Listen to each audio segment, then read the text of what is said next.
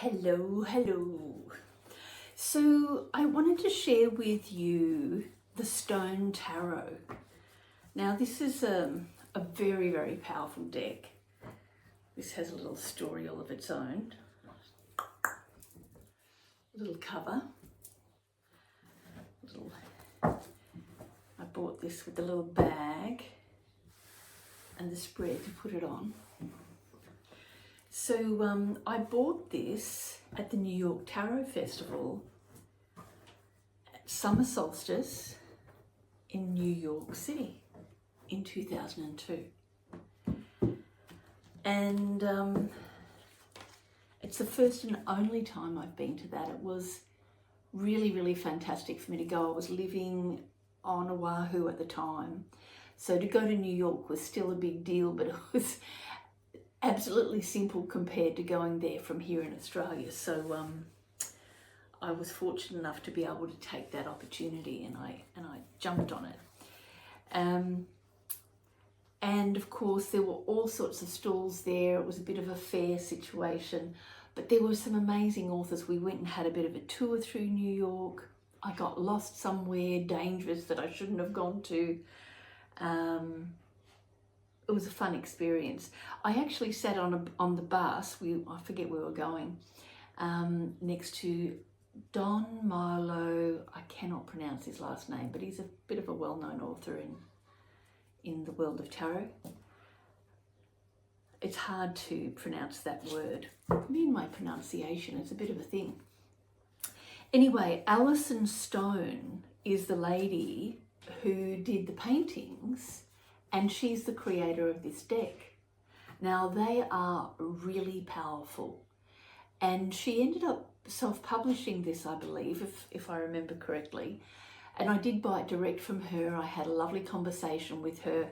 I saw the Three of Swords and it absolutely blew me away. It is the most fierce and severe Three of Swords I've ever seen in my life. Just the power of, at the depth of the colour from these oil paintings. And she's just done an amazing job. Look at this Three of Cups, isn't it beautiful? Love it. The High Priestess also. Now the design on the back of the cards, she was telling me she just went into the shop and found this fabric accidentally. It's absolutely perfect. A beautiful accompaniment for her deck. She had no idea. And so of course she bought all of the fabric that was in the store that they still had. Here's the star. I love this. I actually took a copy of that and laminated and put it on a birthday card, I think when I turned 40. So I just really want to find this. Oh, here's the Ace of Cups. The Empress, she's a powerful woman. Check her out. And Ten of Cups is also really lovely. They're all really good, really strong energy. I find for quite a while I would keep all my decks that I was currently using in a basket in my reading room. And back in the day I used to let my clients choose the deck. But I find these days that's too much for a lot of people. So I just have one or two and I get them to choose. Or I check with Spirit and I select the one. Here it is, the Three of Swords. Wow. Rock and roll, yeah? Absolutely rock and roll. That is serious business right there. Now, what's interesting is that whenever somebody did choose this deck, it was usually a very powerful reading. Look at this Ten of Wands. So dark. Nothing can be seen. Likewise, the Ten of Swords. So it's a really powerful deck. Nine of Swords.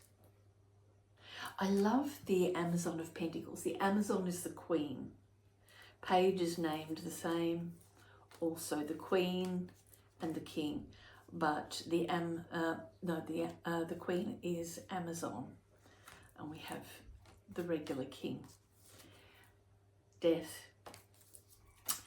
A beautiful deck, powerful, and for me, this is a real confirmation that having a number of decks is really useful, because different people, if you're reading for other people, different people have different needs. They're going to resonate to something different. Some people need the whack, the power of this sort of imagery to acknowledge what they're feeling, to really connect at that level. Because I mean, one of the things that I really feel this is a truth. Check this one out. Whoa. It's very strong. The colours, the Five of Cups. And here's our beautiful King. King of Pentacles. What was I saying? I've lost my train of thought now. Distracted by the tarot cards as always. Yeah, having a bunch of cards is really helpful, because different people resonate differently to the imagery. Our Fool. Yeah. Oh, that's right. That's what I was going to say, is when we are working over the cards with someone, it's not just the reader and the client where the energy is flowing, but also the imagery in the cards, the colours, the intention, the frequency of the artist, the esoteric symbols that are found within the paintings or the drawings. All of that creates a resonance that has an impact.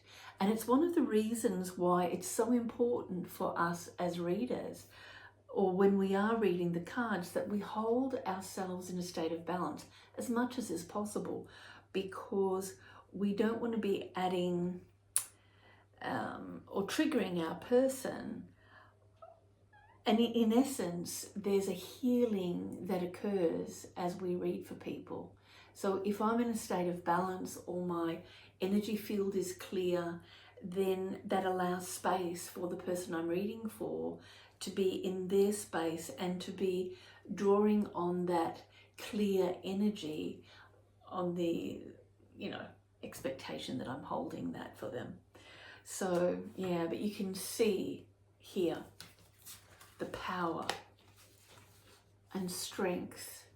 The paintings are beautiful. I mean, the work, the artistic work is fabulous. But it's the whack, it's the... I met her and had a chat with her, and she did say to me that she'd been going through a really big time, a time of deep healing, of transformation.